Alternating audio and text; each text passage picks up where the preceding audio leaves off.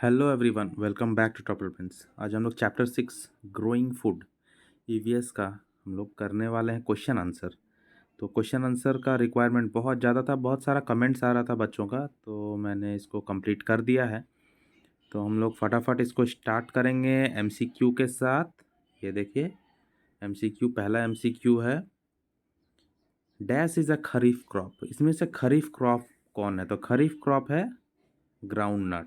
ठीक है, बाकी तीनों जो है वो रबी क्रॉप है। रबी क्रॉप को ठंडे में, ठंड का टाइम में उपजाया जाता है। ठीक है, और खरीफ क्रॉप जो होता है वो गर्मी से लेकर बरसात के टाइम में, रेनी सीजन में, खास करके रेनी सीजन में खरीफ क्रॉप होता है, जैसे ग्राउंड नट हो गया।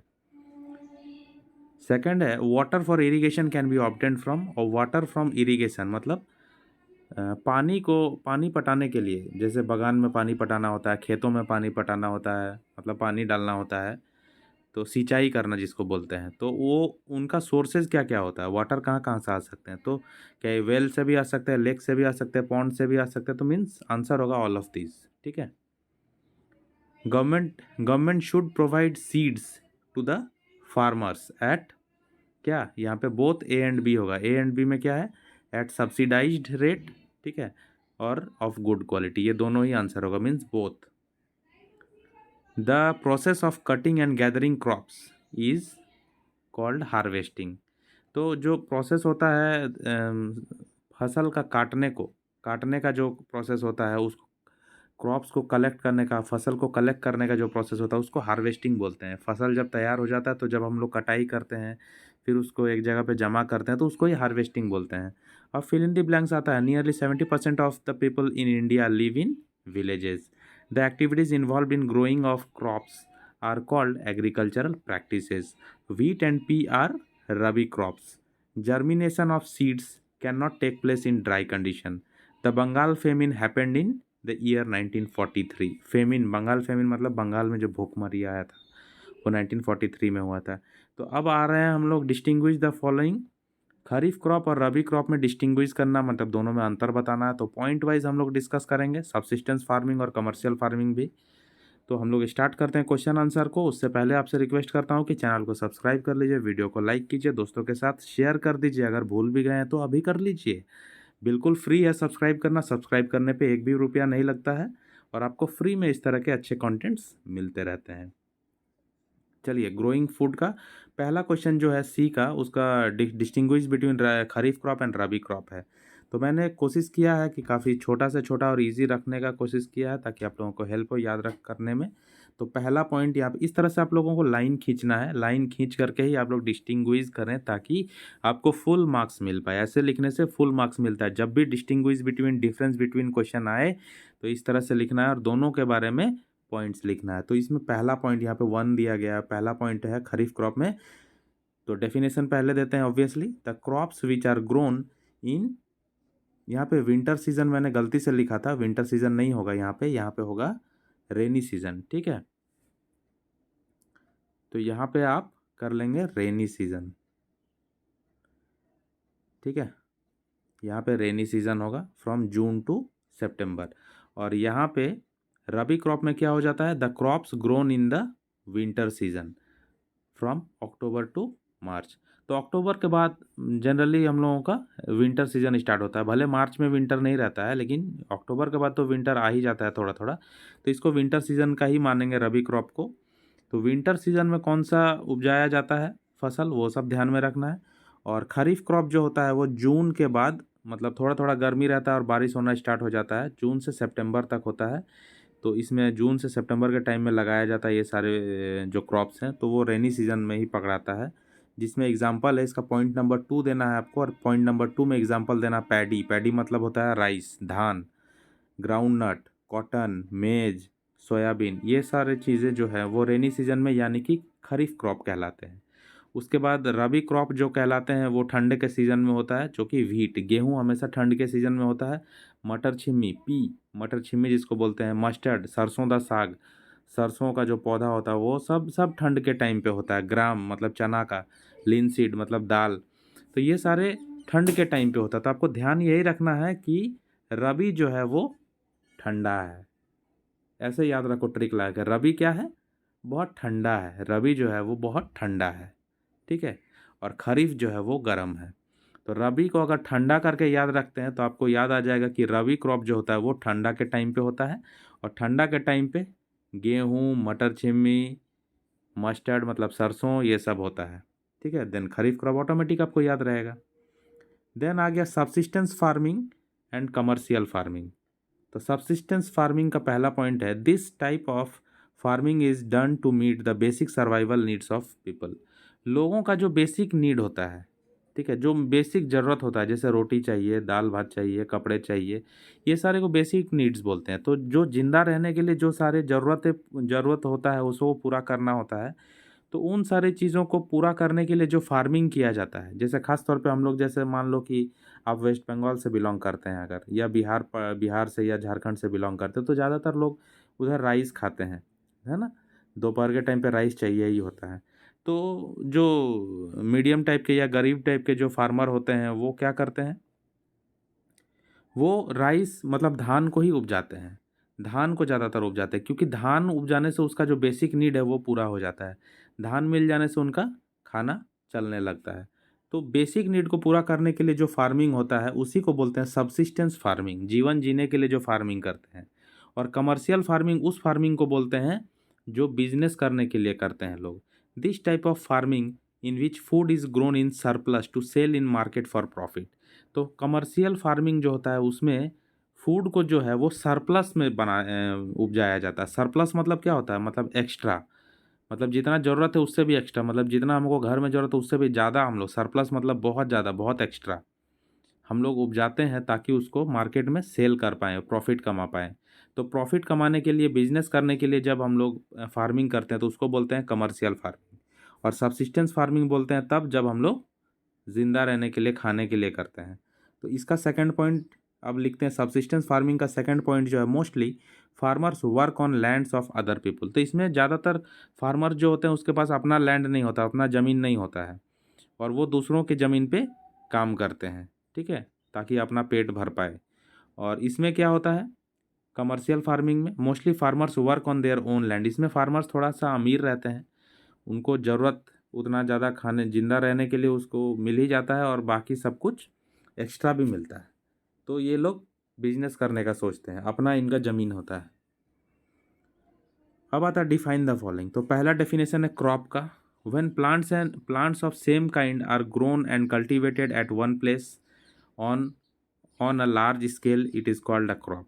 तो क्रॉप उन पौधों को बोला जाता है जब हम पौधों को, एक जैसा पौधों को लगाते हैं। जैसे एक खेत ले लिए, एक पर्टिकुलर ज़मीन, एक खेत में सिर्फ चना ही लगा रहे हैं, एक खेत में सिर्फ सरसों ही लगा रहे हैं, तो उस टाइप का जो कल्टीवेशन होता है उसको क्रॉप्स बोलते हैं। सबसिस्टेंस फार्मिंग किसको बोलते हैं, अभी जस्ट हम लोग डिफरेंस बिटवीन में देखें कि हम लोग सर्वाइवल के लिए, ज़िंदा रहने के लिए जितना थोड़ा सा भी जो खाना पीना चाहिए होता है उसको उपजाने के लिए जो फार्मिंग होता है उसको सबसिस्टेंस फार्मिंग बोलते हैं। This type of farming is done to meet the basic survival needs of people. उसके बाद आता है खरीफ क्रॉप। हम लोग ऊपर जस्ट देखें, रबी का मतलब मैंने क्या बोला था कि ठंडा, और खरीफ का मतलब क्या बोला था, गरम। तो खरीफ जो होता है वो गरम के टाइम में होता है, गरम के टाइम में होता है मतलब गरम के टाइम में जब रेनी सीजन भी होता है, ठीक है। The crops which are grown in the rainy season from June to September, ठीक है। तो खरीफ का मतलब सिर्फ गर्म ही मत समझ लेना, थोड़ा सा गर्म का पार्ट आता है, लेकिन ज़्यादातर उसमें रेनी सीजन ही होता है। उसके बाद harvesting, the process of cutting and gathering crops after they mature. Crops जब पूरा हो जाता, पक जाता है, जब फसल रेडी हो जाता है तो उसको कटाई करना, जमा करना को हार्वेस्टिंग बोलते हैं। इरिगेशन, पानी का सिंचाई करना, खेतों में सिंचाई करना, पानी पटाना, उसी को बोलते हैं irrigation. The extra supply of water to crops by artificial means at regular intervals is called irrigation. Winnowing, winnowing का मतलब क्या होता है, फसल को पछाड़ना।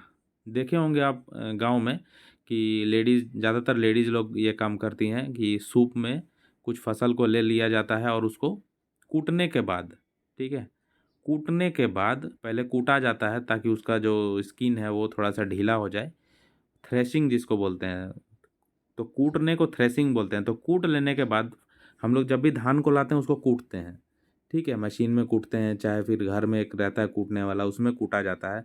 कूटने के बाद जब उसका छिलका ढीला हो जाता है, लूज़ हो जाता है, तब उसको औरत लोग क्या करती है, सूप में लेकर के ऊपर से गिराती है लहरा करके। हिला हिला करके गिराती है जब, तो क्या होता है कि उसका छिलका जो है फसल का वो अलग तरफ गिरता है, क्योंकि वो हल्का होता है, वो हवा में उड़ जाता है।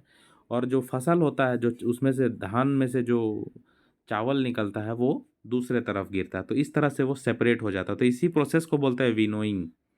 It is a process in which threshold it is a process in which threshed crops are tossed in the air में गिराया जाता है to separate the lighter particles of chaff. तो जो लाइटर पार्टिकल्स होता है छिलके का, उसको अलग करने के लिए, डर्ट को अलग करने के लिए, गंदगी को, और इवन पेस्ट फ्रॉम देम। और पेस्ट जो होता है उसमें जो कीड़ा मकोड़ा होता है वो भी गिर जाता है, सेपरेट हो जाता है, और हमारा जो फसल होता है वो सेपरेटली मिल जाता है हमको, अनाज। अब है draw a flow chart showing various stages of crop production. तो ये बुक में भी दिया हुआ, बुक में भी देख सकते हैं, लेकिन मैंने फिर भी ये क्वेश्चन करवा दिया है क्योंकि बहुत सारे बच्चों का कमेंट आने लगता है। तो सबसे पहला होता है प्रिपरेशन ऑफ सॉइल, ऐसा बॉक्स बना के करेंगे। Then sowing of seeds, then adding manure and fertilizers, then irrigation, then harvesting, then threshing and winnowing, और लास्ट में स्टोरेज करते हैं हम लोग। Name some food grains which are grown in the winter season. तो विंटर सीजन का मतलब मैंने क्या बताया था, विंटर मैंने ठंडा, ठंडा मैंने रबी, रबी ठंडा होता है। तो रबी जब ठंडा होता है तो उस सीज़न में क्या होता है, गेहूँ, मटर छिम्मी, mustard, gram and linseed. What do you mean by mixed farming? Mixed farming मतलब क्या है, some farmers have very large fields that can be use to grow crops as well as rear animals like goats and cows. This is called mixed farming. तो बहुत सारे farmers का बड़ा बड़ा ज़मीन रहता है, बड़ा बड़ा खेत रहता है, तो उसमें वो फसल तो उपजाता ही है, साथ में जो गाय भैंस बकरी जो है इन सब को भी वो चराता है। तो इस तरह से दो दो काम हो जाता है, जिसको मिक्स्ड फार्मिंग बोलते हैं। और मिक्स्ड फार्मिंग के डेफिनेशन में ये भी आता है कि एक ही खेत के अंदर में एक से ज़्यादा फसल लगाना मिक्स करके, अलग अलग, है ना। तो जब अलग अलग फसल लगाया जाता है एक जगह पे, तो अलग अलग प्रोडक्शन जब भी होगा तो वो मिक्स फार्मिंग में आ जाएगा, ठीक ना। What do you mean bye threshing? तो थ्रेशिंग मतलब बताया था मैंने अभी, कूटना जिसको बोलते हैं, धान को लाने के बाद कूटा जाता है ताकि उसका छिलका जो है वो लूज हो जाए। Threshing is the process of loosening the edible part. Edible part का मतलब खाने वाला part, edible part of the crop from the scaly unedible chaff. Unedible मतलब जो नहीं खाने वाला पार्ट होता है, नहीं खाने वाला शेफ मतलब छिलका, दैट सराउंड्स द क्रॉप, जो कि क्रॉप को सराउंड कर देता है। It can be done manually और बाई यूजिंग मशीन। तो ये काम जो, ये कूटने वाला काम इंसान जो खुद से भी करता है, मैनुअली भी करता है, और मशीन से भी किया जाता है। How can the government help in improving the condition of farmer? तो फार्मर का कंडीशन कैसे इम्प्रूव कर सकता है गवर्नमेंट? गवर्नमेंट क्या हेल्प कर सकता है? तो इससे पहले मैं आपको ये बोलना चाहता हूँ कि आप वीडियो को प्ले करके क्वेश्चन का जो आंसर है उसका एक्सप्लेनेशन भी सुनिए। मैं हिंदी में बोल रहा हूँ, समझने का कोशिश कीजिए। अगर आप मेरा लैंग्वेज सुनेंगे, ऑडियो सुनेंगे, तो एग्ज़ाम में खुद से भी आप लिख पाएंगे। आप लोग वीडियो को प्ले नहीं करते हैं, कमेंट भी करते हैं कि आपको समझ में नहीं आ रहा राइटिंग। तो इसीलिए मैं बोल रहा हूँ कि वीडियो को प्ले करके वॉइस भी सुनिए।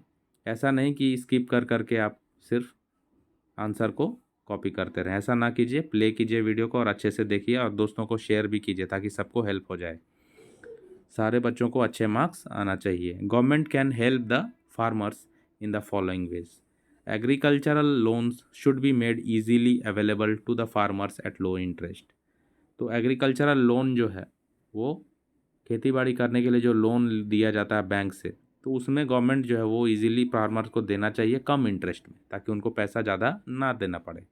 Irrigation facilities should be provided to the farmers. तो सिंचाई का जो फैसिलिटी है, पानी पटाने का फैसिलिटी, वो फार्मर्स को देना चाहिए। Good quality seeds, fertilisers, machines etcetera should be made available at subsidised prices. कम दामों में अच्छे सीड्स, फर्टिलाइजर, मशीन्स ये सब दिए जाना चाहिए। फर्टिलाइजर का मतलब होता है खाद। Explain the importance of tilling the land and irrigation of fields for growing crops. अब टीलिंग द लैंड क्या होता है और इरीगेशन ऑफ फील्ड क्या होता है? Tilling allows deep penetration of the roots. Tilling करने का मतलब क्या होता है? खेतों का जोताई करना है, प्लॉइंग जिसको बोलते हैं। खेत का जोताई जब करते हो, खेत को जब कोड़ा जाता है, तो क्या होता है, उसका मिट्टी जो है थोड़ा लूज हो जाता है, और उससे क्या मदद मिलता है, जो पौधा है, जो फसल है, उसका रूट्स, उसका जो जड़ है वो अच्छे से पेनिट्रेट करता है ज़मीन के अंदर। पेनिट्रेट करना मतलब ज़मीन के अंदर घुसना। Helps the growth of earthworms. और टीलिंग करने से क्या हेल्प मिलता है? उसमें अर्थवर्म का ग्रोथ होता है। अर्थवर्म जो पिल्लू होता है, कीड़ा होता है, वो अर्थवर्म का ग्रो होना। अर्थवर्म जो है वो प्लांट्स का फ्रेंड कहा जाता है, प्लांट्स को बहुत हेल्प करता है। तो अर्थवर्म का ग्रोथ भी ज़रूरी है। एंड माइक्रोब्स मतलब माइक्रो ऑर्गेनिज्म, बैक्टीरिया वगैरह जो फंगी है, बैक्टीरिया ये सब और भी छोटे छोटे माइक्रोब्स होते हैं, उनका ग्रोथ भी बहुत ज़रूरी होता है, जो टीलिंग की वजह से हो पाता है। Nutrient rich soil comes back to the top which benefits the growth of the plants. तो न्यूट्रिएंट रिच सॉयल, जब हम लोग मिट्टी को खोदते हैं, कोड़ते हैं, हल चलाते हैं उस पर या ट्रैक्टर चलाते हैं, तो नीचे जो मिट्टी रहता है जिसमें न्यूट्रिएंट भरा हुआ रहता है, वो मिट्टी ऊपर आता है। ऊपर आता है तो प्लांट्स को हेल्प करता है ग्रोथ में, प्लांट को बढ़ने में मदद करता है। उसके बाद irrigation is very important for germination of seeds. तो जो पानी का जो सिंचाई होता है वो बहुत ज़रूरी होता है सीड्स के जर्मिनेट होने के लिए। सीड्स का जर्मिनेशन का मतलब होता है अंकुरित होना। जब भी हम लोग कोई अनाज को भिगो के रखते हैं, चने को भिगो के रखते हैं, तो उसमें से एक ये निकल जाता है, वाइट कलर का पौधा जैसा एक निकलता है ना, तो उसी को बोलते हैं जर्मिनेशन। जर्मिनेट कर गया पानी होने से। पानी नहीं होगा तो वो जर्मिनेट ही नहीं करेगा। सूखा चना कभी जर्मिनेट करेगा क्या? नहीं करेगा। इसीलिए सिंचाई जरूरी है। And production of good quality crops, और गुड क्वालिटी क्रॉप्स अगर चाहिए तो सिंचाई भी जरूरी है। How are the food grains stored after harvesting. तो जो फसल है उसको हार्वेस्टिंग के बाद, कटिंग के बाद कैसे स्टोर किया जाता है? Food grains are stored in the following ways. पहला point, the grains are dried in the sun to reduce moisture in them, then stored in jute bags in metallic bins. पहले सुखाया जाता है मॉइस्चर को हटाने के लिए सूरज में, सूरज के सामने, धूप में, और उसके बाद जूट बैग्स जो होता है, बैग्स होता है, उसमें भरा जाता है या मेटालिक बीन्स में भरा जाता है। The large scale storage of grains is done in silos and granaries to protect them from pest like rats and insect. और बड़ा बड़ा जो फैक्ट्री टाइप का स्टोरेज जैसा वो लोग बना के रखते हैं, ग्रेनरीज जिसको बोलते हैं, जहाँ पे अनाज रखा जाता है, अनाज का भंडार। तो वहाँ पे लार्ज स्केल में स्टोरेज होता है, बहुत ज़्यादा अनाज को इकट्ठा किया जाता है और स्टोर किया जाता है, जहाँ पे चूहे और इंसेक्ट से बचाया जाता है उनको। Describe the changes which have taken place in agricultural practices. तो इसको डिस्क्राइब करना है क्या, कि कितने एग्रीकल्चरल प्रैक्टिसेस अभी तक बदलाव में आ गए हैं, अभी तक चेंज हो गए हैं पुराने ज़माने से। आप सबसे मैं रिक्वेस्ट करता हूँ कि चैनल को अभी भी सब्सक्राइब नहीं किए तो प्लीज़ सब्सक्राइब कर लीजिए और वीडियो को लाइक कीजिए, भूल मत जाइए, ठीक है? क्योंकि मैं आपके लिए बहुत मेहनत करता हूँ और उम्मीद करता हूँ कि आप लोगों से कि आप भी मुझे सपोर्ट कीजिएगा, वीडियो को लाइक कीजिएगा, शेयर कीजिएगा, चैनल को सब्सक्राइब कीजिएगा और दोस्तों को शेयर भी कीजिएगा। प्लीज़ ये कीजिए, तभी मैं आपको ऐसे अच्छे अच्छे वीडियोस देता रह पाऊँगा। Nowadays, farmers use better quality high yielding seeds according to demand. आजकल फार्मर्स जो है बेटर क्वालिटी का हाई यील्डिंग सीड्स जो है वो प्रोवाइड कर रहा है, यूज़ कर पा रहा है, जैसा कि अभी बाज़ार में डिमांड है। इन ओल्डन डेज, पुराने समय में farmers use sicles applause drawn by bullocks. पुराने ज़माने में फार्मर जो है हसुआ यूज़ करता था, सिकल्स जिसको बोलते हैं, प्लॉज मतलब हल जोतना जो है वो करते थे बुलक के सहारे, है ना, बैल के सहारे। But now it is modern machinery like tractors, seed drills, combine harvesters etc are used. और आजकल ट्रैक्टर वगैरह मॉडर्न मशीन यूज़ होने लग गया है, सीड ड्रिल्स, कंबाइन हार्वेस्टर, ये सब। Water wheel has been replaced by tubewell. Water wheel जो पहले चक्का जैसा घूमता था और पानी गिरता था उससे, है ना, ऐसा लगा हुआ रहता, पानी गिरता था, आप लोग वीडियोज़ में देखे भी होंगे, तो उसको रिप्लेस कर दिया ट्यूबवेल, है ना, उसको हटा दिया। And canals for watering the crops, और उसके बाद canals for watering the crops. Besides manure, chemical fertilizers and compost are being used today. और मैन्योर को हटा करके अब केमिकल फर्टिलाइजर और कंपोस्ट यूज़ होने लगा है आजकल। तो ये चैप्टर यहाँ पे ख़त्म होता है। कैसा लगा कमेंट करके ज़रूर बताइए, और नेक्स्ट क्या रिक्वायरमेंट है आपको वो भी कमेंट करके ज़रूर मुझे बताइए, ताकि मैं आपके लिए वीडियो बना पाऊँ। चैप्टर 7 का भी वीडियो मैं बनाने वाला हूँ अभी, तो वो मैं तैयार कर रहा हूँ। और आपसे रिक्वेस्ट है कि आप बेल नोटिफिकेशन को इनेबल करके रखिए चैनल का, तो वो आपको नोटिफिकेशन आ जाएगा। तो मिलते हैं नेक्स्ट वीडियो में, तब तक के लिए गुड बाय।